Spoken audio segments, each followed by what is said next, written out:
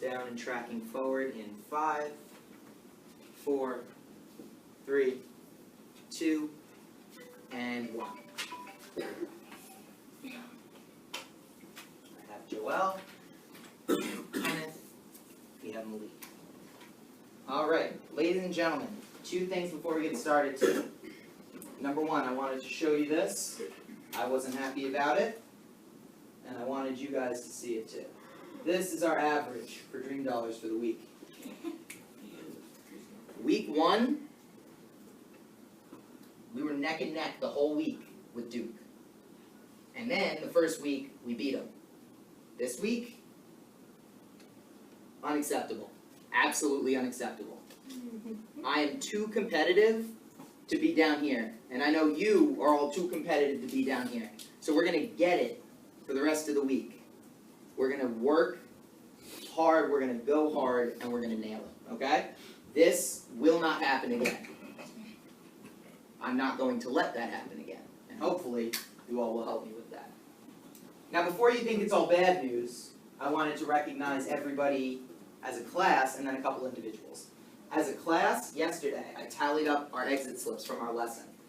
94% of you, 100, nailed it. Nailed it. We had everything going perfectly yesterday. It was really good stuff. That being said, I want to recognize 2 individuals from today.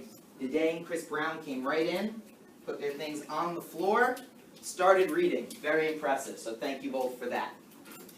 So last night, I was figuring out, I said, okay, they nailed number sentences. They nailed it.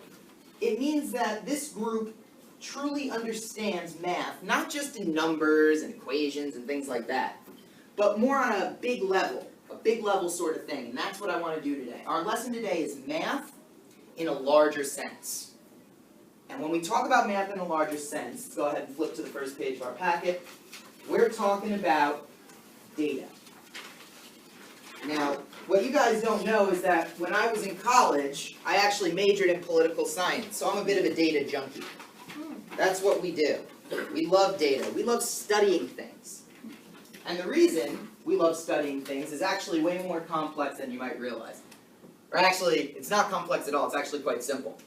We like to prove things. When people have opinions, crazy opinions, we all know someone with a crazy opinion. Say, prove it. Prove it to me. They can't do it. After today, we're going to be able to prove our opinions, crazy or not. Hopefully they're not crazy. So to do that, we got to break down a couple of terms. So here's how today's going to go. We're going to go through a broad definition of what data is. We're going to go into a couple ways to measure data and break it down. After that, we're going to have a competition, because you know how much Mr. G loves competition. We're going to compete against each other, side versus side, the winner of which will get another crack at the candy bucket. Because I need to finish off that candy bucket before I can replenish it. And I can't eat all of it, which is not good for me. So, here's what we're going to do. We're going to start off. Before we get started, I know it's high up, and I know it's a little messy. But I need someone to read that for me real fast. Shakir, read our aim for the day. We will be able to recognize different kinds of graphs. We will be able to recognize different kinds of graphs. Thank you, Shakir. So, let's get into it. Before we can recognize the graphs, we got to go into what data is. Mr. Calder, can I have you turn off this row of lights for me? Sure. Thank you, sir. Okay, so, data. Oh. Just the one on the right. At the right. That's the only one. Oh. Huh. It's like a party. All right, whatever. It's fine. So, data. Thank you, Mr. DeVries. Appreciate it. Should work now. There we go. Data. Data, there it is, a collection of facts. It's like the world's simplest definition. I appreciate Matthew writing down what I'm writing, even though I didn't ask him to, and I appreciate Malik and Jacquez doing the same. Data is a collection of facts, which I know is the world's broadest definition, because a collection of facts can be anything. It could be, I could get everyone's opinion on their favorite food in the room, that's a collection of facts. I could get a list of the temperatures for the last 50 years. That could be for every day for the last 50 years. It's a list of facts. It's a really broad definition because data is a really broad topic. It's gigantic. So, we have a couple of ways that we break that down. The first one, categorical, as its name might suggest, data in categories. This is very literal definitions. So, an example of data in categories. Favorites. So if I wanted to get, as I said, favorite foods, favorite class in school, favorite anything, that's a category. If we wanted to get, I'm not sure, let's see. If I wanted to figure out what everyone's favorite anything was, we would use categories. What's another kind of category we could use besides favorites? Anyone have any ideas on what we would use categorical data for? Yes? Different types of animals. Different types of animals, that's right. Categories, any sort of categories. That's what we use it for, okay? So we're going to go briefly into what categorical data is once we see some graphing. Continuous data, now this is the dry part, guys, so bear with me on this, because I know this stuff is a little dry, but it's going to make sense in a minute. Continuous data is data in numbers. Okay? So any range of numbers. 0.1 through 0.10, 1 through 10, counted by 5s, 10s, 15s, 20s, doesn't matter. When it's in numbers, it is continuous data. So, both these, when we talk about categorical and continuous data, we're talking about the x-axis. This is what we're talking about. When you're looking to see which type of data it is, that's where you look. Because the x-axis is which variable, Malik?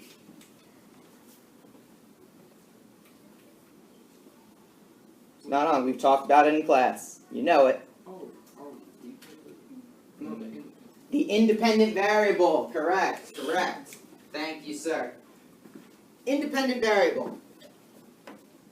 Because, as we can see, the numbers in continuous data would increase anyway, and in categories, the categories would exist regardless of which of us like them. Fried chicken is always going to exist regardless of how much Mr. G likes it or not. The answer to that, though, is a lot. Love fried chicken. Moving on. So, we have those types of data. So now, here's how we're going to break it down. I'm going to push through the 4 types of graphs that we need to learn about today.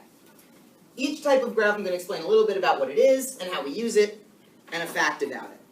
I need you all to remember the fact very carefully.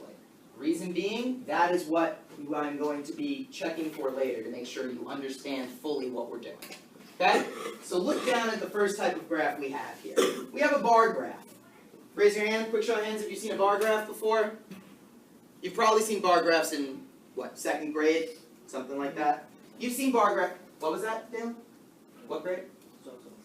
Ah, okay, yeah. You guys, being bright scholars here at Democracy Prep, have probably seen this stuff for a long time, which is good. A bar graph. To check what kind of data it uses, I look at the x-axis.